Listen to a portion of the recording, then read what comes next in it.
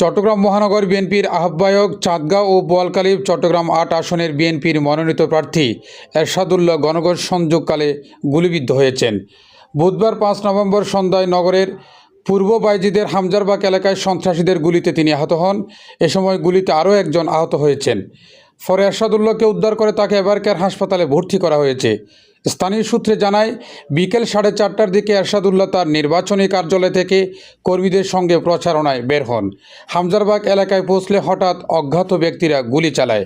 এতে এরশাদুল্লাহ গুলিবিদ্ধ হন। এ ঘটনায় একজন গুলিবিদ্ধ হয়ে ঘটনাস্থলে মারা গেছেন বলে খবর পাওয়া গেছে, তবে নিহতের বিস্তারিত পরিচয় জানা যায়নি।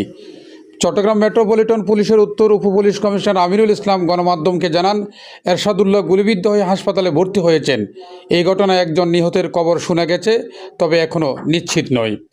এবারকের হাসপাতালের একজন চিকিৎসক জানিয়েছেন, এরশাদুল্লাহর বুকে বাঁ পাশে গুলিতে আঘাত লেগেছে, তার অবস্থা আশঙ্কাজনক। ঘটনার পর বিএনপির নেতাকর্মীরা হাসপাতালে ভিড় করছেন।